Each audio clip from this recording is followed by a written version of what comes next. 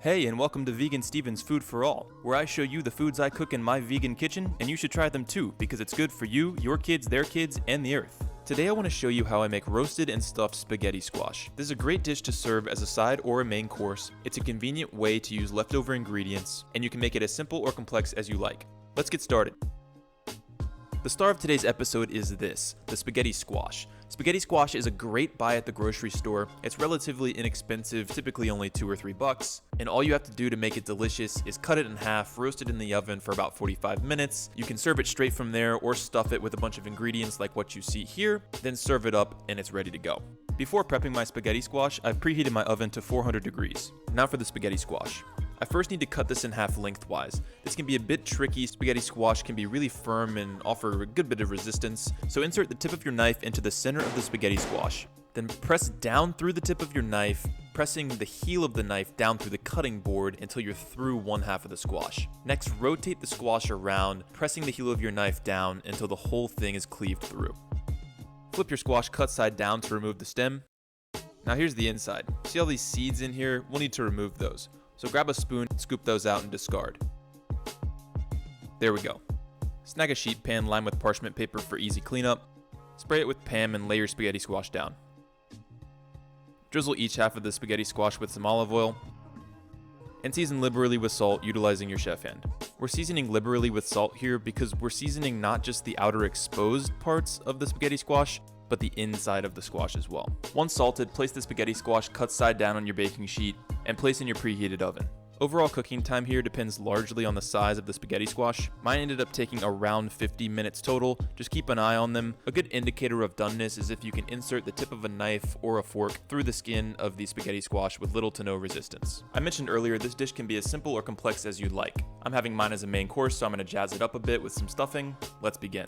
Here we have 1, 2, 3 white button mushrooms, 2 cloves of garlic, a zucchini bottom, a tomato top, half a shallot, some sun-dried tomatoes, and a little bit of water off to the side. I pre-washed all of my vegetables except for the mushrooms. I'm going to dunk those in the water at the very last second to wash them. Reason being, if I wash them too soon, they'll start to discolor before I'm ready to cook them. First, let's mince our shallot. Cut a few horizontal slices into the shallot, followed by a few vertical slices. We're aiming for our slices to be about 4 millimeters apart. Next, slice with your blade down through the shallot into a mince. Notice the blade of my knife is angled slightly away from my hand, and the knuckles of my offhand are curled behind the blade. This protects my offhand and ensures that I can slice with confidence and precision. I'll keep giving you tips on knife skills, but if you want to see a real master, go watch anything with Jacques Pepin. He's amazing. Place your minced shallot to the side of your board, and your scrap to the stockpile. Next, zucchini. Cut its tail off, stand it up, and cut planks around the core. The core is where all the seeds and water content is, so we're going to discard that. Stack up your planks and slice them into centimeter segments. Then turn and slice into a centimeter dice.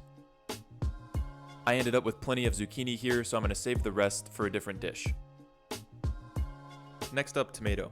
The acidity from the tomato is going to cut through the richness of the squash and make everything taste better. Using a sharp or serrated knife, push your blade through the tomato, then draw the tip of your blade back through the tomato. Whenever slicing a tomato, be sure to really use the blade of your knife. Don't ever try to force the blade through.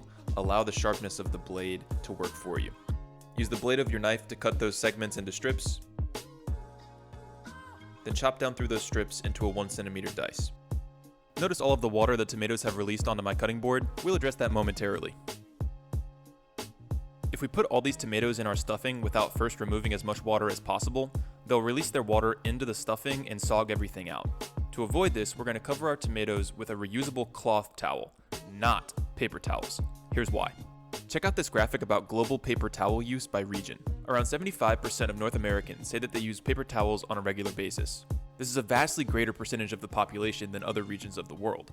This is problematic because paper towels are single use, meaning that once you use them one time, you throw them away and they end up in a landfill. Every year, Americans spend around $5.7 billion on paper towels. Compare that to France, the second leading paper towel consumer at around $600 million per year. 5.7 billion compared to 600 million. Now clearly there's a population difference between America and France. Specifically, there's about 4.9 times more Americans than there are French, so it makes sense we would spend more money. However, Americans spend around 9.5 times more on paper towels than the French do. 4.9 times the population, but 9.5 times more spent on paper towels. That's out of balance. Now, paper towels weren't even invented until 1931, so what did humans do for thousands of years beforehand? Enter the cloth towel, reusable and sustainable.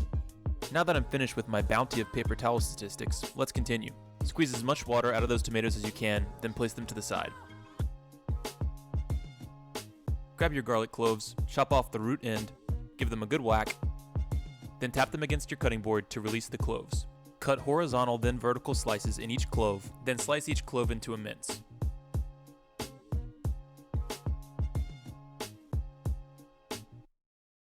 Sprinkle a pinch of salt over top the garlic, then process through with your knife into a fine mince. The salt serves two functions here. It's an abrasive, meaning that it scrapes against the garlic and breaks it down more quickly, and it also prevents the garlic from sticking to your knife. Finish processing your garlic, then set to the side. Grab a heaping tablespoon of your sun-dried tomatoes and roughly chop them. See all this oil inside of them? We're going to use it as the oil to saute these veggies rather than adding additional oil. On to our last veggie, the mushrooms. You'll recall that we're going to wash these just before prepping so they don't discolor. Dunk them in your water, then agitate them to remove any grit. Remove the stems and set them into your stockpile. Slice each mushroom. Line up the slices, slice again, turn, and slice through them until you get a large mince. I wound up only needing 2 of my mushrooms, so I took the extra, chopped it into smaller segments, and set it in the stockpile.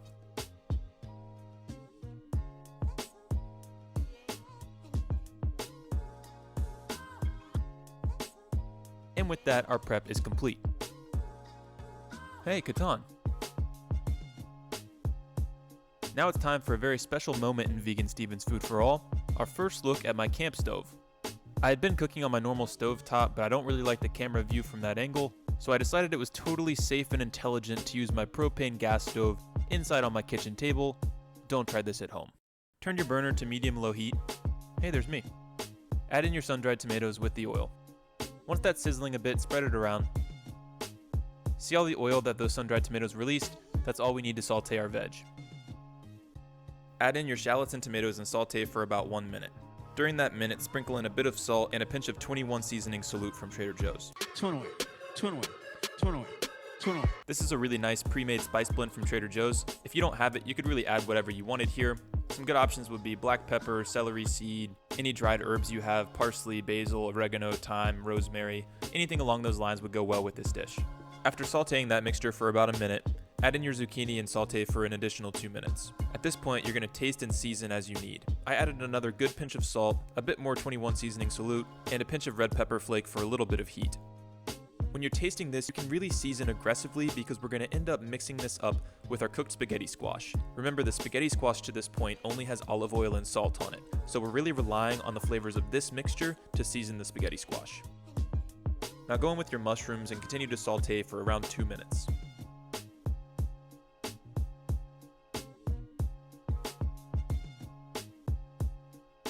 About a minute into that time, add in your minced garlic. After cooking that through for 30 seconds to a minute, give your mixture a final taste. If you're satisfied with the flavor, remove it from the heat. Here's a close-up of our completed mixture. We're going to add this to our spaghetti squash, but you could add this to some pasta with a little bit of olive oil and it'd be delicious. Place your mixture into a large mixing bowl to cool off. Fast forward about 5 minutes, our mixture is cooled and we're ready to add some additional ingredients. Add about a tablespoon of Panko Breadcrumbs. This will give our filling a little bit of crunch inside. We're going to end up topping our spaghetti squash with the panko as well. Next, we'll add in 2 large tablespoons of nutritional yeast. Nutritional yeast sounds kind of weird, but it's really not. It's commonly used as a vegan substitute for Parmesan cheese. It's cheap too. In fact, this entire bag was free because the cashier at Whole Foods couldn't figure out the proper code to put in the cash register. While we were preparing our filling, our spaghetti squash was finishing in the oven. Now this is going to be really hot, so grab some oven mitts or some circular thingamajigs from IKEA like what I have here. Retrieve your spaghetti squash from the oven and set it down. The spaghetti squash are finished cooking. I can tell because when I pulled them out of the oven, I inserted a knife through the skin with no resistance. Let's flip these over and take a look. Now I let my oven temperature get a bit too hot for these, so they ended up a bit charred around the edges. In the grand scheme of things, this is not a big deal. I'm going to mix everything together and you won't be able to tell. I am, however, going to scrape off as much of that charred stuff as I can. At this point, I tried to scrape the meat out of the spaghetti squash, but it was way too hot. We're talking Dracarys level hot here. So we're gonna let them rest for at least 10 minutes. But that's okay, because in the meantime, we can prepare our topping for the spaghetti squash. Pour about 3/4 cup of panko breadcrumbs into a small mixing bowl. Heck, we're gonna add a little bit of nutritional yeast in there as well. Drizzle that with some olive oil, and mix it up to evenly coat the mixture with the olive oil. Mixing the olive oil with the mixture will ensure that all of the breadcrumbs have a little bit of olive oil on them. This way our final product will come out of the oven with more even browning. And cut back to our spaghetti squash. These are still super volcanic plasma nuggets, but I've got a video to make, so I'm gonna go ahead and scoop out their guts. Take a fork and carefully peel away the guts from the skin of the spaghetti squash. Again, you could keep this simple and serve this as a side dish.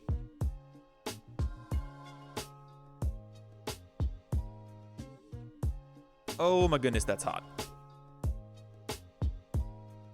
Now that we have the guts out of our squash, we're ready to assemble. Bring in your filling from earlier and add about half of your spaghetti squash to the filling.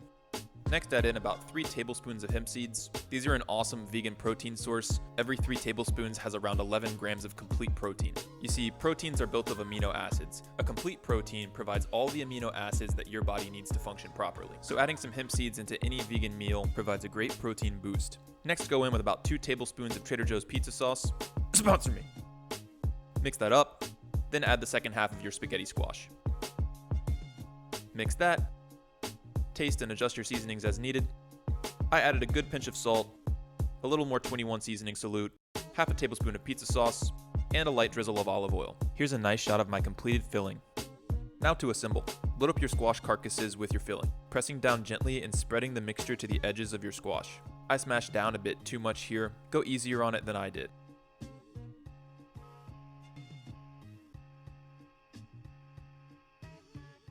Top lightly with pizza sauce, and fully cover the tops with your panko mixture.